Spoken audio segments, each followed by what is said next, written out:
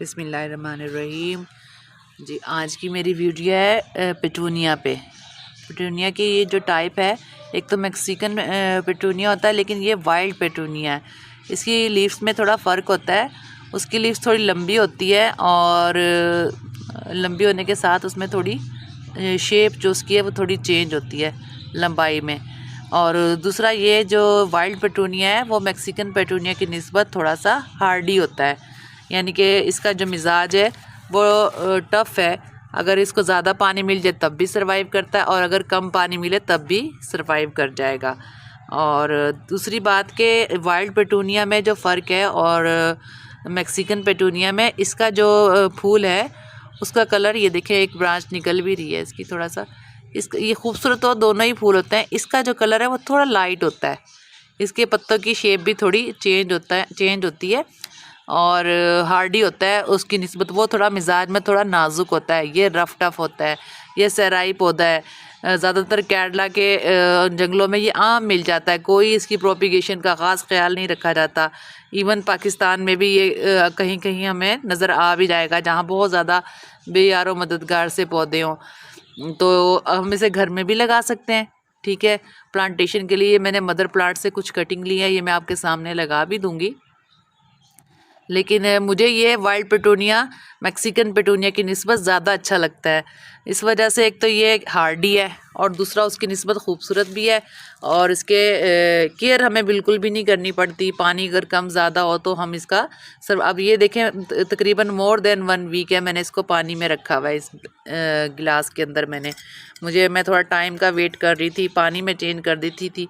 जैसे मुझे टाइम मिलेगा मैं इस पे वीडियो बना दूंगी। तो माशाल्लाह, अगर आप भी, मैं तो इसको देख रही हूँ विदाउट कैमरा भी, अगर मैं इसको देखूँ तो मुझे ये बिल्कुल फ्रेश लग रहा है। कोई इसके अंदर ऐसी बात नहीं है। अच्छा, थोड़ी थोड़ी सी स्मेल होती है इसके अंदर, टॉक्सिक नहीं होते ये।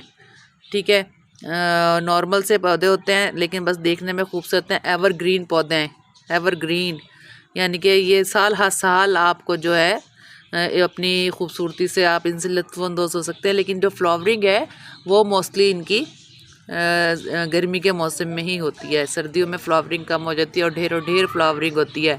अगर हम इनको कंपोज वगैरह डालना शुरू कर दें, फर्टिलाइज़र डालना शुरू कर दें, तो इनकी जो फूल की प्रोडक्शन है वो कम हो जाएगी और लश ग्रीन पत्तियाँ ज़्यादा हो जाएंगी। अगर हम चाहते हैं इसके फूलों से लुत्फ़अंदोज़ होना, तो हमें क्या है कि इसके पौधे को कम से कम इवन कंपोज वाली जो खाद है वो भी कम ही डालनी पड़ेगी। तो किचन कंपोज भी कम डालना पड़ेगा अगर हम चाहते हैं कि हम इसके ज़्यादा फूलों से लुत्फ़अंदोज़ हो सकें। अच्छा, एक बार आप लगा लें और ये आपके घर में चल जाए ना, बस फिर मौज है। ये पौधा आपके साथ नहीं छोड़ेगा, बस फिर ये अपने मौसम में खुद ब खुद प्रोपिगेट होता रहेगा। छोटी से छोटी कटिंग से ये बहुत अच्छा सा लग जाता है, कोई इसका इतना मसला नहीं है। अब अगर आपके पास ये एक ब्रांच भी आप इसकी कहीं से आपको मिल जाए, मोस्टली ना ये जहाँ ढेरों ढेर पौधे हैं ना, वहाँ पर खुद ब खुद उग जाता है। खुद ब खुद का मैंने आपको पहले भी बताया था कि कैसे खुदरू पौधे उगते हैं। वो ज़्यादातर इंसेक्ट्स पोलिनेशन की सूरत में, या फिर ये जो परिंदे होते हैं उनकी सूरत में ये इनकी प्रोपिगेशन हो जाती है। तो अगर आपको इतनी सी भी ब्रांच मिल जाए ना, तो वो जहाँ जहाँ से इसका पत्ता उग रहा है वो हिस्सा आपको बड वो मिलेगी। ये देखें पुदीने की तरह वो बड मिलेगी आपको, और आप इसको इस हिस्से को ज़मीन के अंदर डालेंगे और इतनी सी कटिंग भी आपकी, यानी कि ये जो हिस्सा है यहाँ से लेके यहाँ तक की कटिंग भी जो है आपकी, इतनी सी कटिंग भी आपकी चल जाएगी। तो आप इमेजिन करें कि इस इतनी सी कटिंग से आप कितनी ज़्यादा, तो आप किसी माली से अगर वहाँ से लेना चाहें तब भी ले सकते हैं। अगर आपको खुदरो अल्लाह की ज़मीन से मिल जाए तो किसी की ज़मीन की मतलब कोई ऐसा इशू नहीं है, तो आप वहाँ से भी एक ब्रांच ले सकते हैं और इसकी खूबसूरती से आप लुत्फ़अंदोज़ हो सकते हैं। और अगर आप नर्सरी से लाना चाहें तो बहुत एक पौधा लेके आप इसकी ढेरों ढेर प्रोपिगेशन कर सकते हैं। ये मेरी कामयाब नहीं होगी, इसके अंदर जो बड है वो बहुत छोटी मैंने काट ली है। तो अभी मैं फिर दूसरी लेती हूँ जहाँ पर मैक्सिमम जो है हमारी ज़मीन के अंदर जा सके।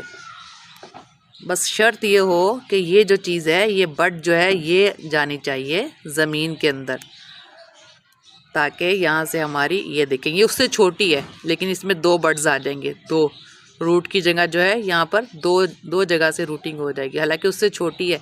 बस इन चीज़ों का आप ख्याल रखा करें, फिर आपकी जो है लाजमी ही वो चल जाती है कटिंग। ये देखें इसके अंदर जल्दी जल्दी नोट्स आ रही हैं, ये बहुत चलेगी इंशाअल्लाह अज़ीज़। ये ज़मीन में लगाई,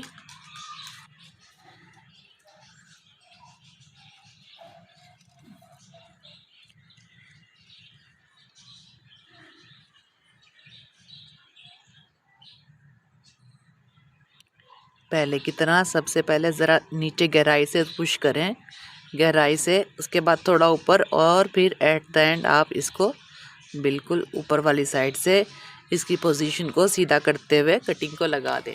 बस ये तो जनाब इसका तरीका है। इस तरह करते करते मैं तकरीबन सारी की सारी ये कटिंग्स लगा दूंगी और इनकी अपडेट्स भी मैं आपको दे दूंगी इंशाअल्लाह अज़ीज़। यहाँ पर मैंने और भी ग्रो किए हैं, जैसे ही पौधे निकलेंगे मुझे अल्हम्दुलिल्लाह बहुत अच्छी सी पहचान है, मैं तसल्ली से इनको सेपरेट कर दूंगी, सेग्रीगेशन इनकी कर दूंगी, न्याज़बो को अलग कर दूंगी। यहाँ पर मैंने कुछ डाले हुए भी हैं, कोई इतना इशू नहीं होता, जब प्रोपिगेशन हो जाए सेपरेट कर दें और इतना मसला नहीं बनता। ख़ास तौर पे जो वेजी एडिबल जो होती है ना पौधे, उनमें ख़ास एहतियात करनी पड़ती है। जैसे हम मिर्चें वगैरह एक ही उसमें लगा दें, टमाटर वगैरह, इनमें से ये भी टॉक्सिक नहीं है, तो इसलिए मुझे कोई इशू नहीं है, मैंने एक ही इनको पॉट में इनको प्रोपिगेशन के लिए रख दिया है। कुछ ऐसे होते हैं जैसे टॉक्सिक रबड़ के प्लांट हैं, उनके अंदर कोशिश करें कि वो एडिबल उसमें आप ना लगाएं जहाँ पर आप मिर्चें वगैरह लगा रहे हैं, ताकि टॉक्सिटी जो टॉक्सिक है वो आपकी फूड पे, आपके ईटिंग आइटम्स पे अफेक्ट ना हो। और सबसे अच्छा जो, अगर आप फंगस से बचाना चाहें अपने पौधों को, तो एलोवेरा के आप उसमें लगाएं, एलोवेरा वाले पोट में। एलोवेरा एंटी फंगल होता है, वो बहुत अच्छा सा यानी कि फ़ायदा देता है। उसमें आप एडिबल जो है प्लांटेशन वो भी कर सकते हैं, मिर्चों की, बैंगन वगैरह की, तोरियां वगैरह की, उस वाली पॉट में आप वो भी लगा सकते हैं, शिमला मिर्च की। लेकिन जो कुछ पौधे हैं जैसे रबड़ वगैरह का प्लांट है, वो एडिबल वाले पोर्शन में ना लगाएं। मेरा ख्याल है मैंने बहुत अच्छा सा बता दिया है। अपना और अपने प्यारों का ख्याल रखिएगा। वाइल्ड पेटूनिया के बारे में आपने जो भी पूछना है आप मुझसे कमेंट बॉक्स में पूछ सकते हैं। चलें, बहुत शुक्रिया, अल्लाह हाफिज़।